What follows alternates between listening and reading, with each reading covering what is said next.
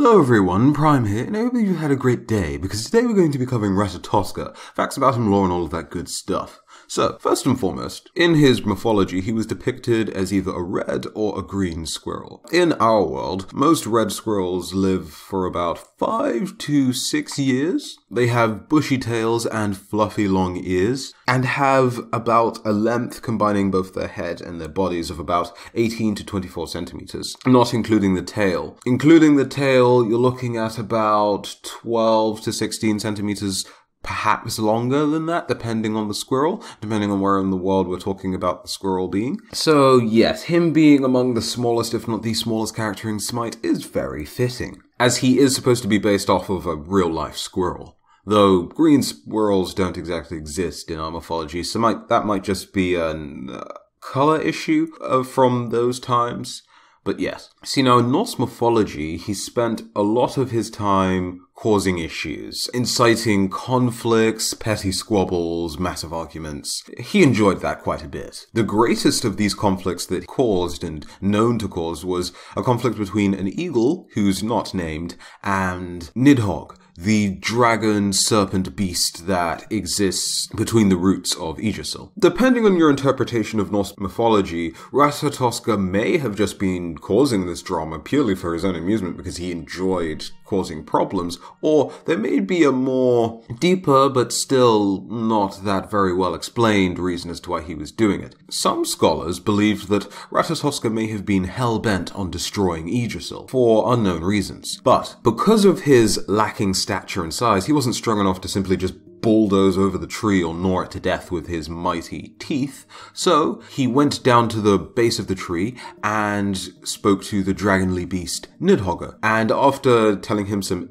insulting things that the eagle atop the tree may have said about Nidhogg was convinced that by chewing through the roots, he could destroy the tree, sending the tree crashing down and destroying the eagle. That was Nidhogg's plan in this version of the tale, at least. And then Ratatoskr scurries off to the top of the tree while Nidhogg is chewing through the roots of the tree and tells the eagle what Nidhogg is doing, and because the eagle doesn't want to be destroyed by this dragon, he starts plucking off twigs and branches from the tree and throwing them like spears at the dragon in order to try and stop it from destroying the tree. And if Ratatoskr wasn't pleased with the progress that, these two going back and forth trying to destroy each other and the effect this was having on the tree, if he wanted it to be destroyed faster, he may even gnaw on the tree. This may have been one of the reasons why he was called Drilltooth in Old Norse, but not the only one, and we'll come back to the name Drilltooth in just a second. It's funny how these two never actually spoke to each other once. They purely relied on the information carried by Ratatoskr in order to receive any messages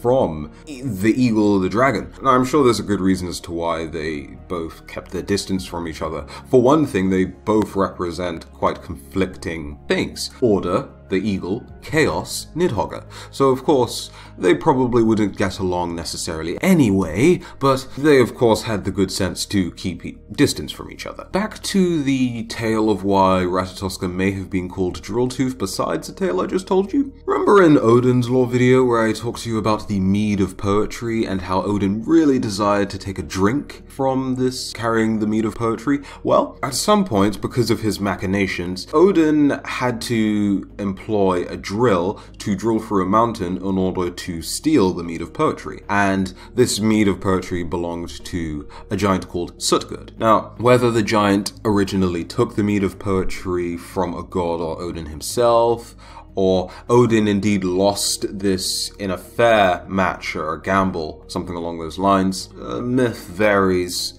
depending on where exactly you read it, so there's that. But when Odin did try to recover it himself, he enlisted the giant's brother's help, and the brother's name was Bogi. He was to drill a hole in a mountain where the mead resided, but Bogi only half drilled this hole, so Odin blew into the hole to make sure that it was hollow, and stone and rock flew into his face, so he knew that Bogi didn't do this task and tried to trick him. Odin then asked Bogi to drill the hole again, and then he transformed into a snake and tried to slither down it, but Bogi tried to assassinate Odin with the drill Ratti. This drill Ratti may have been Ratatoskr or related to Ratatoskr in some way or another. So there you go. And if you want to know the end of the story, well, Odin retrieves the mead of poetry. So there's that. A happy ending for Odin, I suppose. Now, the exact origin stories of Yggdrasil itself aren't exactly stated directly anywhere.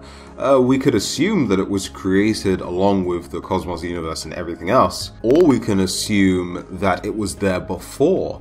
But either way, the exact lifespan of Ratatoskr himself, unlike an average red squirrel, isn't 5 to 6 years, but he's in fact immortal, along with Nidhogger and the eagle atop the tree. It's said that Nidhogger has been chewing at the tree for quite an eternity. It's fair to say that if nothing else, Ratatoskr has been inciting this conflict for quite a while. Depending on which variation or belief of these myths you want to believe in, Ratatoskr's power is something that you could debate. Because, on the one hand, if he's using the power of Nidhogger and the eagle to tear apart Yggdrasil, because he wasn't strong enough to do it, then surely he couldn't be that much more powerful than the Norse gods. However, if he's just inciting this conflict purely for his own amusement, then his power is a bit more ambiguous. So, let me ask you this. How powerful do you think Ratatoskr is? Do you think he could contend with a lot of top-tier powerful gods?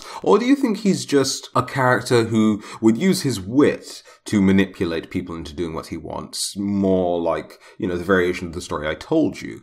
It'd be interesting to know what you think about that in the comment section below. But that has been the video on Ratatoskr. Now, I'm not actually sure how long this is going to be, but these stories that I've told you aren't stories that are new, that aren't to the channel at least. I've told both of these stories on the channel before, guessing the sense that there might be a bit more overlap as we get to the end of some of these gods. Now, a good number of these stories may stop being new and things that I've already covered on the channel, which will be a thing. So if it starts to become a case of where I get a little tired of talking about the same stories over and over, I might change things up or just have a break from these series. I'm not sure, but we'll see how it goes. But of course, if you want to see a god of your choice covered next, go ahead and leave a request in the comment section below, and thank you very, very much for making it to the end. Leave a like and subscribe if you want to see more content just like this. The next gods that are coming up should be in the cards, so vote for the next god that you want to see, and please don't pick Jingwei. Until the next video, have a very good day. I've been Brian, and I'll see you in the next one. Bye-bye.